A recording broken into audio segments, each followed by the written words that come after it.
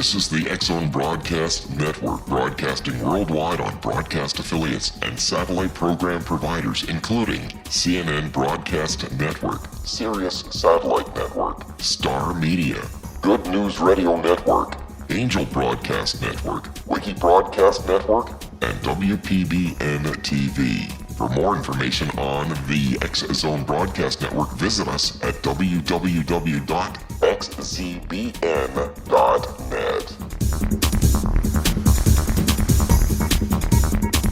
Welcome back to the X-Zone, everyone. My name is Rob McConnell, coming to you from our studios in Hamilton, Ontario, Canada, on the Talkstar Radio Network and the X-Zone Broadcast Network.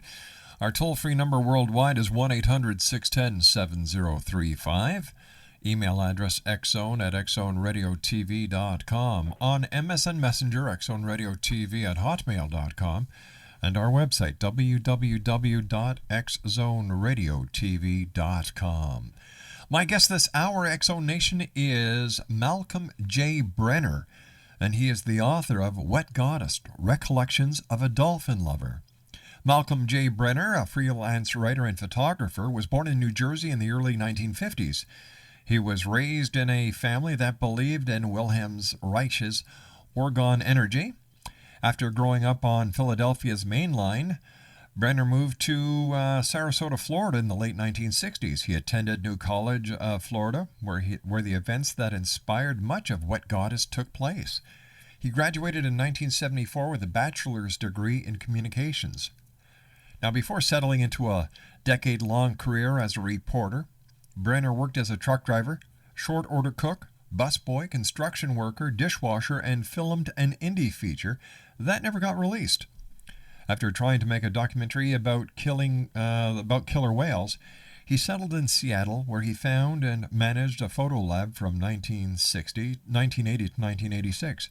He admits to having sold cars for a while in Portland before moving to New Mexico in 1992. And you know what, X-Zone Nation, this sounds like everybody I know in this industry. Among the Navajo and the Zuni Indians, where he worked for most of the 1990s, he was known as an accurate, sympathetic, and crusading reporter. His news stories, features, and satirical coyote columns won numerous awards, including the 1996 Best of Show award from the managing editors of the States Associated Press Organization, and that's a prestigious award. Brenner's writing has appeared in Penthouse, Gnosis, New Realities, Technical Photography, Future Life, and in the anthologies Mind in the Waters and Witchcraft Today Volume 4, Living Between Two Worlds as well. His photos have appeared in numerous publications, including Time and the Witchcraft Today series from Llewellyn Worldwide. He is a regular contributor to Harbor Style magazine. Our guest lives in southwest Florida these days with 2 dogs and a housemate. He is planning further research on dolphins and writing his next novel, The Jor-Dan Chronicles, about a woman's encounter with an extraterrestrial alien and its effect on her life and subsequent marriages. He is also writing about his childhood experiences growing up in a family that believed in orgone energy. His Wet Goddess website is www.wetgoddess.net, and that's www.wetgoddess.net.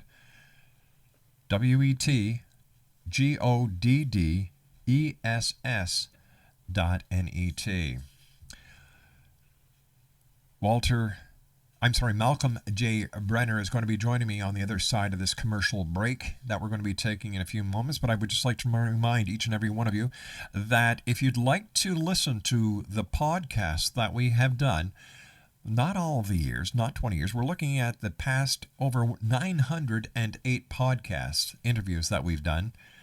All you have to do now is go to one place, www.xzonepodcast.com. All the latest 908 interviews that I have done are there, and there will be 4 more added each and every day right after the show. So tomorrow there's going to be over 912. The day after, over 916. That's at www.xzonepodcast.com. I'll be back in 2 minutes with my guest this hour, Malcolm J. Brenner. His website is www.wetgoddess.net. Don't go away. We'll be back in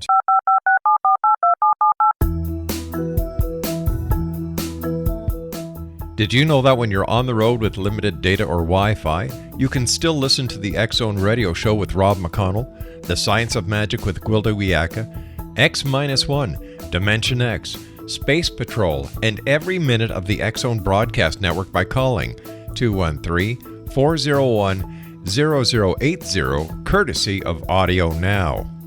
No smartphone, app, or internet needed.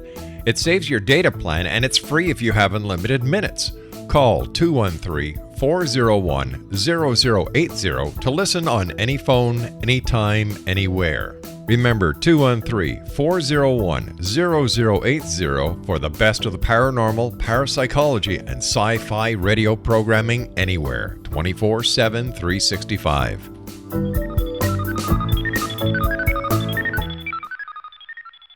Welcome back, everyone. Malcolm J. Brenner is our special guest. His website is www.wetgoddess.net. And Malcolm, welcome to the X-Zone.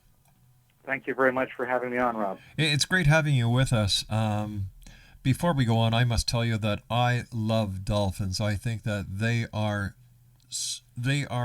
truly magnificent. And whenever I've gone to the Bahamas, I've always gone in for a swim with the dolphins. There is something energizing about touching those friendly little mammals, and there's something very magical and mystical about them. Little? They're like 8 feet long. Yeah, but you see, I'm 6'5". So. Yeah. Okay. Well, you're closer to their size than I am. That's for sure. But you know what I mean? They've got that smile. They're very intelligent and all this. They are very intelligent, yeah. But where do you go? Where do you go swimming with them? Do you go in the open ocean, or do you go to a swim with dolphins place? Swim with dolphins place. Oh, okay. Yeah. I don't want to mystify dolphins. They're only human after all, and you see one face of them when you go to that place. Mm-hmm. My book is like a look behind the facade of what a place like that was like back in the 1970s. Wet Goddess is set in a small amusement park near Sarasota, Florida, where they have a dolphin show. And the main character, Zachary Zimmerman, is a student at New College who gets a gig photographing the dolphins in this show for a book that this writer is going to write about the dolphins. And he gets tangled up in the politics and the personalities of the park, and he also finds that one of the dolphins, a unique female dolphin, seems to have a Jones for him. And the story is your basic Romeo-Juliet tale, except that Juliet in this case is a 400-pound marine mammal. And they said it would never work. Well, it doesn't work, but not for any of the usual reasons you might think. Tell me, are you a believer in the paranormal, or are you a skeptic?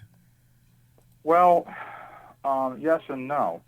I don't believe in a lot of things about the paranormal. I practiced Wicca for 20 years in the 1980s and 1990s, and I was certainly well indoctrinated into magical thinking. And although I enjoyed practicing Wicca when I was in it, it stopped working for me.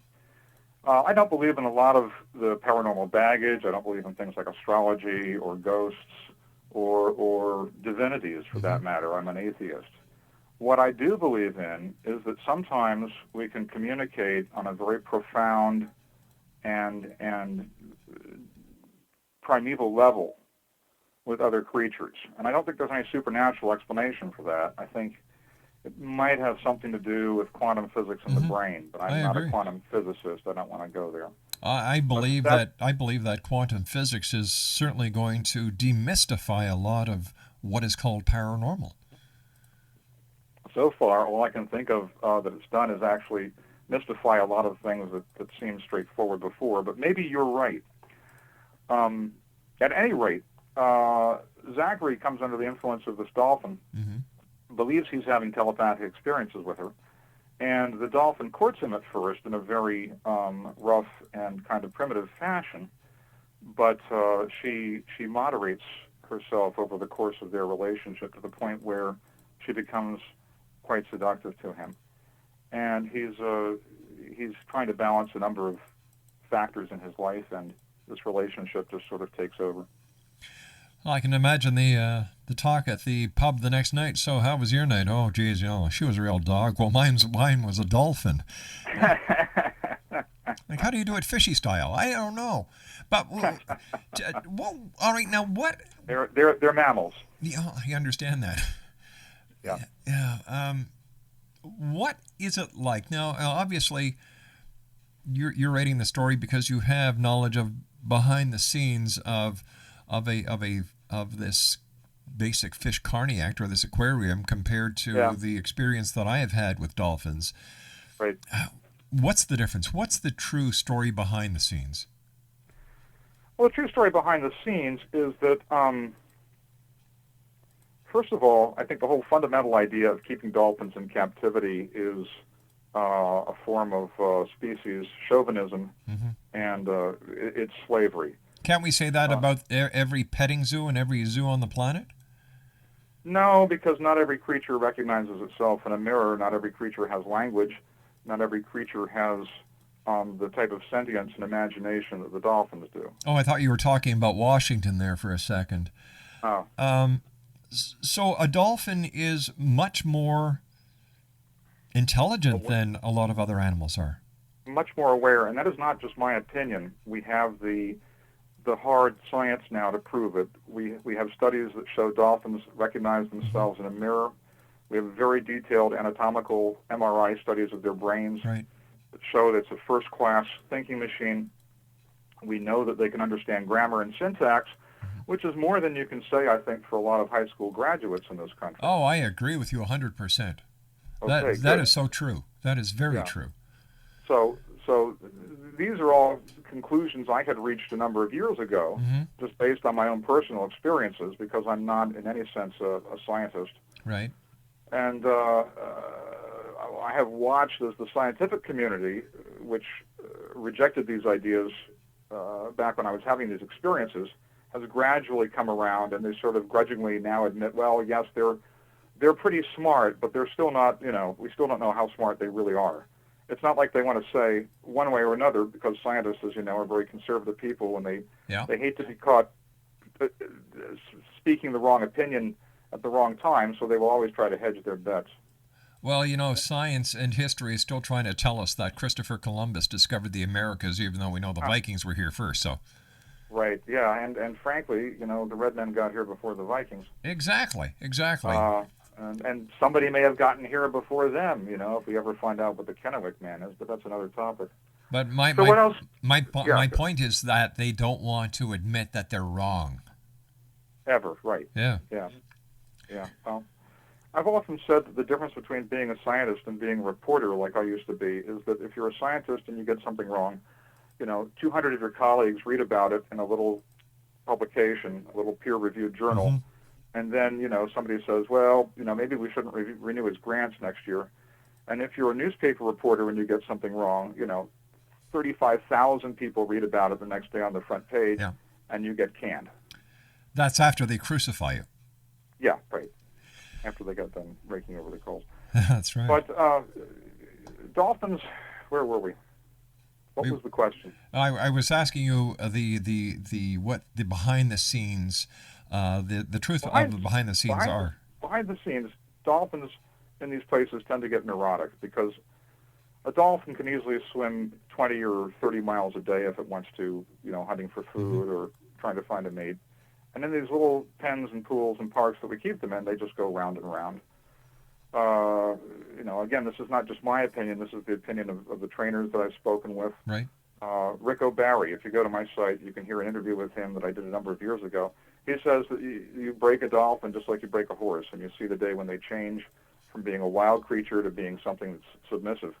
Now, this dolphin that I'm writing about, whom I call Ruby in the book, was unique. She was unique because at the time she was the only dolphin outside of the U.S. Navy that would go out on free release. She would go into the intercoastal waterway and ride alongside a tour boat and jump 11 feet out of the water and take fish out of her trainer's hand and occasionally out of his mouth. She was that good. Wow. And I was really impressed with that. That was just the most remarkable skill I had ever seen, because there wasn't very much room for error. You know, I think everyone listening around the world tonight who has had access to a television set in the 60s remembers Flipper. How close to reality, as you know it, Malcolm, was Flipper compared to the real dolphins? Flipper was to real dolphins the way Gilligan's Island was to the brothers Karamazov. Night and day. Yeah. But face it, Flipper was a television show. As a matter of fact, Rick O'Barry trained the dolphins for that series. He'd be the guy you'd want to talk to about that. He's had some amazing experiences with them. But in these places, the dolphins tend to get rather neurotic, and they develop odd behavioral patterns, and that's what I thought was happening at first with this dolphin when she began courting me. She was kept in a pen at sea level by herself, and I thought, okay, she thinks of me as a surrogate male dolphin. And she wanted, obviously, the kind of things she would be getting from a male dolphin. Right. And she had ways of letting me know that. What people don't understand is that these animals, they're very forward. They're probably the most liberated female animals in the animal kingdom. In that they don't just have sex for reproductive reasons or because they're in estrus, but for social reasons. In fact, Ken Norris, who was one of the most famous dolphin researchers in the world, the late Dr. Ken Norris, said that dolphins have sex the way human beings shake hands. Wow. So this is very casual to them. At the same time, it's very beautiful. It can be very beautiful. It can be very fierce. The courtship can be very energetic, shall we say, swimming at each other at top speed and bumping heads and tooth rakes and stuff like this. And that's what I encountered at first from the dolphin. Frankly, one time I took a girlfriend down there who said she wanted to go swimming with the dolphins. Somehow the dolphin realized that this young woman, who was a senior in high school, was her competition, and got very upset and beat her up and chased her out of the water right in front of me. And I had to go in and pacify her. You and I have to take a commercial break. Please stand by. Sure we do. Malcolm J. Brenner is our special guest, Exonation. He is the author of, do you have your pencils and papers out? You do? Good. Wet Goddess, Recollections of a Dolphin Lover. His website, www.wetgoddess.net. We'll be back on the other side of this commercial break as the X Zone continues from our studios in Hamilton, Ontario, Canada, on the X Zone Broadcast Network and Talkstar. This is the X Zone Broadcast Network, broadcasting worldwide on broadcast affiliates and satellite program providers, including CNN Broadcast Network, Sirius Satellite Network, Star Media, Good News Radio Network, Angel Broadcast Network, Wiki Broadcast Network, and WPBN TV. For more information on the X Zone Broadcast Network, visit us at www.xzbn.net.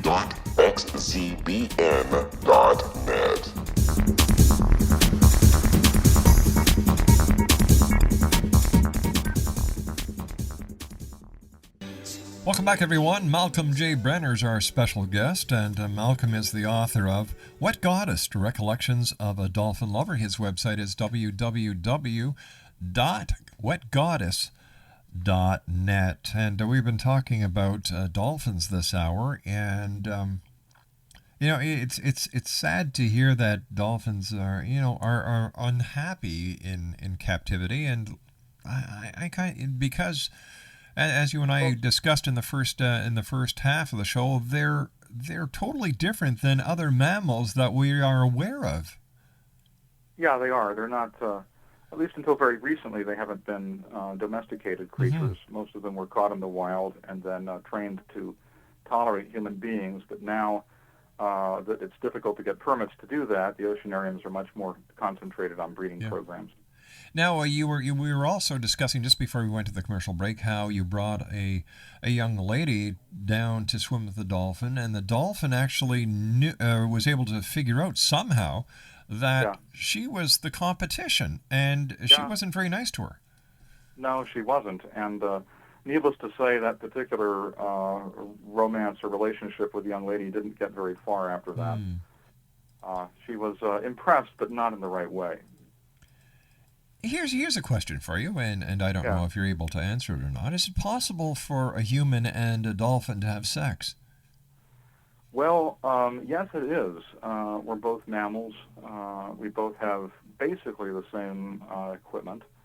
In the case of a man and a female dolphin, the female dolphin has all the same anatomical equipment that a woman does, and penetration and intercourse is possible. I'm just wondering, I've heard it's also possible the other way around for a male dolphin and a woman, but I have no experience about that. I'm just wondering if this is where the myth of the mermaid came from. It was because you had a bunch of sailors who'd been out to sea for so many months, and they needed to satisfy their male urges, and they decided, instead of swimming with the fish, to have sex with the fish. And maybe this could be the origin of that entire myth. You've got me there. I think you'd have to get a mythologist. But what I found is that in my case, when I got in the water with the dolphin, she instigated this. She was the aggressor. I wanted to basically figure out how to talk to her. I didn't go down to this oceanarium with the idea that I was going to get hooked up with a dolphin. This was on her mind, as it turned out. And I think she was just very interested in how human beings work. After all, dolphins in the wild are affected by a lot of the things that we do, but they don't get very much chance to actually find out what we're like unless they come into close contact with us. And that either means something like the dolphins down at Monkey Maya in Australia, where they come into shore and now I guess they get fed and interact with people on a daily basis, or something like this dolphin did, which was to basically get herself enlisted into a human operation. So I can't say that also that all dolphins in captivity are unhappy, because some of the dolphins that are in captivity because they can't survive in the wild. And Dr. Randall Wells up at the Marine Laboratory, his dolphin and sea turtle rehab center up there is a very worthwhile organization, and he takes very good care of some dolphins that could not survive in the wild. After doing the research that you have you found anyone else who has been picked up by a dolphin? Well, yeah. And let me stress that this was not just a physical experience. This was an emotional experience, and also to some degree a psychic experience, I guess, although I hate to use that word. So it wasn't a one-night stand? It took the dolphin about 6 months to wear down my resistance, and then we spent another 3 months getting close enough to actually consummate our relationship. And after that, unfortunately, there was a separation, which was my doing, basically, and which led to some unforeseen consequences. So what was it like being in love with a dolphin? I found myself wondering a lot of the time if I was crazy. Because I really wanted in the worst kind of way to be normal, And, making out with a dolphin is not what I consider to be normal. No, it isn't. And that was the thing. I found myself attracted to her in spite of my desires otherwise. It was, in a sense, an obsessive relationship. On the other hand, I couldn't figure out what was wrong with it. It's not like I was hurting anything or anybody by satisfying this dolphin's needs. Now, at a certain point, I had decided that basically I was just a surrogate male dolphin. She was in this pen. The other dolphins were up in a pool. She really didn't get to socialize much. Then, as the park closed down because attendance was falling off, she got moved up in this pool with 5 male dolphins. And I thought, okay, my problem's over. She can have any kind of sexual experience she wants with them. But she continued to court me. In fact, her courtship became more focused, more gentle, and more erotic at that point. And she showed real imagination and insight into the kind of things that might stimulate me, frankly. How does a dolphin arouse a human? And please, when you're answering this, remember it's a family show. I understand. Well, I spent a lot of time in the water with her because that's where dolphins basically are doing their thing. Yeah. And I didn't have any means, I didn't have any hydrophone or anything like that to record her with. But first of all, the dolphin can just come up to you and rub you. She can either stimulate you or stimulate herself, or perhaps try to stimulate both of you at once. And in one case, when I tried to discourage her from doing that, she sort of threw herself on me and pushed me down to the bottom of the pool, which was 12 feet deep. And when I came back up, I tried to get out of the water, and she prevented me from getting out, and I practically had to push her off me and wade ashore. But after that, the relationship changed dynamically, and she became, as I say, much more insightful as to what would arouse me. One thing that she did that I can tell you from my readings other dolphins have done, their snout has a lot of very small, sharp, conical teeth in it. And she would open her mouth and very gently put it around my leg and run her teeth up and down my leg or up and down my arm in the water. And the sensation was unbelievably erotic. It was unhuman. So she knew exactly what to do and how to do it in order to arouse you. She was, she was pretty good at reading that kind of thing. And that's why I say I think, that's one of the reasons why I say I think there was a degree of telepathy going on. Because it often seemed like the dolphin could get inside my head and figure out what was going on in there. It was eerie. And I'm not the only person to report this. I have on my shelves a book called Thinking Dolphins, Talking Whales by a New Zealander named Frank Robson, the late Frank Robson. He trained dolphins for marine land in Napier, New Zealand, and he says he trained them all by telepathy. Rick O'Barry, who was in The Cove, the Oscar-winning documentary last year, on my website, you can hear him tell me about how he trained the dolphins for flipper by telepathy. There are some people who can do this, and there are some people who have to plod through all the things of, operant conditioning, Right. Blow the whistle, give the dolphin a fish. O'Barry told me, and I found this to be true, it takes as long as it takes you to get the idea across to the dolphin of what you want the dolphin to do. And as soon as the dolphin gets the idea, it'll do it. If it's complying with you, if it wants to help you out. How long did this affair last with the dolphin? It lasted 9 months, and then there was fallout from it for several years afterwards in the terms of the effect it had on me. And how many times did you make love to the dolphin? Just got one shot at it. Was that her idea or yours? It was something we both worked up to over a period of about 3 months. And she was very cooperative and very imaginative because we had to experiment. This wasn't something either of us had any experience with. And, she was just as much a part of it as I was. And when we were actually making love, the experience for me was that she wasn't a dolphin and I wasn't a human being. We were just two lovers.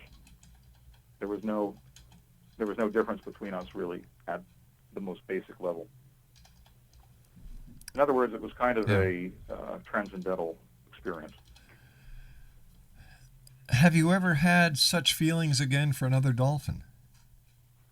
Well, no, I haven't gotten around other dolphins a lot for a couple of reasons. For one thing, I don't go to oceanariums. I don't like to see the dolphins in captivity. And for various reasons, I got rather turned off to a lot of the science that was being done with dolphins at that time. Unfortunately, I don't have the mathematical background or the temperament to be a scientist.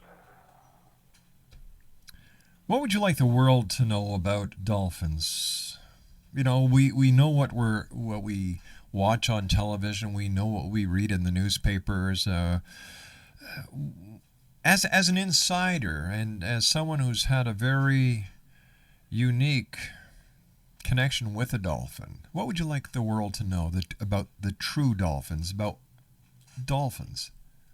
I'd like the world to know that if we stopped killing these creatures and enslaving them and polluting their environment to the extent that they are going extinct in some cases, we might find that there was another intelligence out there that could give us an external view of ourselves, could perhaps help us grow and develop as a species.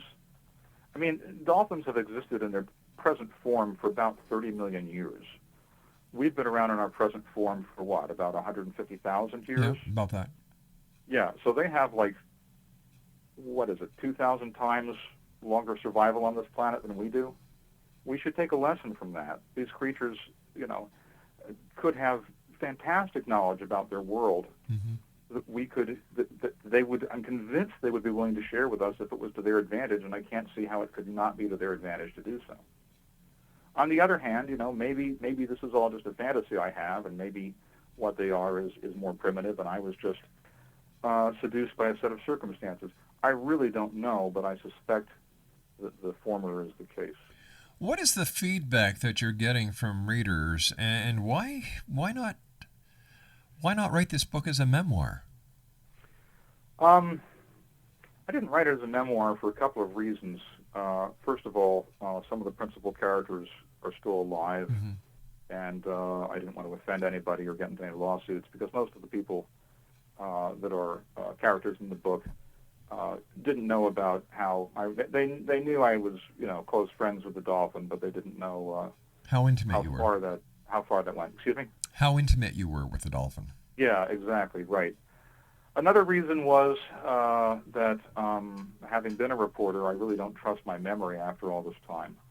We're going back to the early 1970s. Although I think I remember things correctly, it seemed more legitimate to just call this novel. And finally, because I just wanted, my problem has always been getting enough distance on these experiences to be able to write about them in a meaningful way. And I worked for years on this book before I could do that. And part of the process of doing that was telling myself, okay, this is going to be a novel, which made it somewhat easier for me to write about the experiences objectively. It's like this. How many people read anti-slavery pamphlets from the 1850s? Not Nobody very reads. many, yeah. No. How many people read A Huckleberry Finn? A lot. Best argument against slavery ever made. Yeah, exactly. Everybody in America reads that book. Yeah. Okay, it is no less a valid piece of a valid document because it's a piece of fiction. I didn't make anything up that's in Wet Goddess. Right. I tried to tell the truth as much as I could within the confines of a fictional narrative. And only my readers can judge whether I've done that well or not, because I'm frankly so close to the damn thing, I have no insight on it at all. Malcolm, stand by. You and I have to take our final break for this hour. Okay. Great talking to you. Please stand by. Malcolm Sure, J. Brenner is our guest of this hour, X-Zone Nation. He is the author of a very interesting book. It's a novel, but it's much more than that. The name of his book is Wet Goddess, Recollections of a Dolphin Lover. His website is www.wetgoddess.net, and that's WETGODDESS.net. That's www.wetgoddess.net. We'll be back on the other side of this commercial break with our wrap-up for tonight, Wednesday, April the 7th in the year 2010.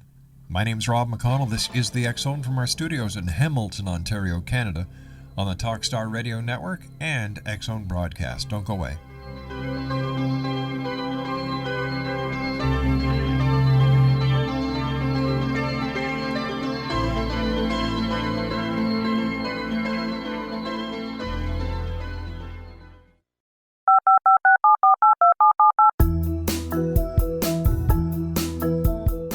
Did you know that when you're on the road with limited data or Wi-Fi, you can still listen to the X-Zone Radio Show with Rob McConnell, The Science of Magic with Gwilda Wiyaka, X-1, Dimension X, Space Patrol, and every minute of the X-Zone Broadcast Network by calling 213-401-0080, courtesy of Audio Now. No smartphone, app, or internet needed. It saves your data plan, and it's free if you have unlimited minutes. Call 213 213-401-0080 to listen on any phone, anytime, anywhere. Remember 213-401-0080 for the best of the paranormal, parapsychology, and sci-fi radio programming anywhere, 24/7, 365.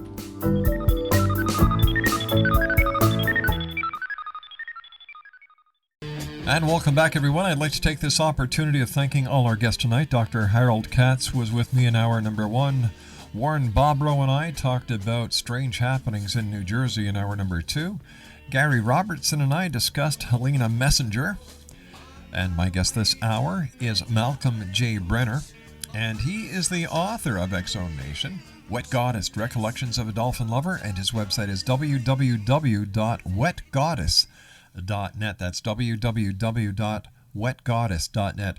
First of all, Malcolm, great having you with us. Where can our listeners get a copy of your book? At the moment, the best thing for them to do would be to go to my website, and from there's a link to my email. Send me a request. I'm having the book reprinted because of some typos I found in the first printing. And I expect to have some copies available soon. When they are, they'll be available from my website, which you mentioned, and also from eBay. Excellent. And from Amazon.com. That's excellent. Tell me, we've got about 2 minutes left. What would you like to tell the world about dolphins, and how would you like to wrap this very interesting segment up?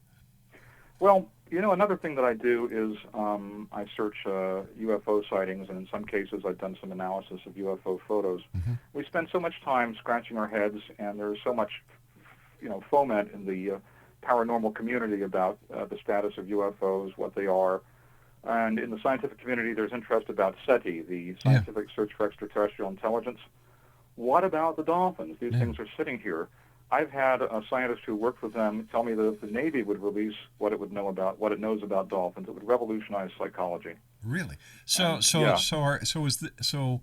it possible that there may be not only a conspiracy to cover up the UFO phenomenon, but now a conspiracy to cover up the knowledge that the U.S. Navy has acquired and is suppressing on the psychology of dolphins?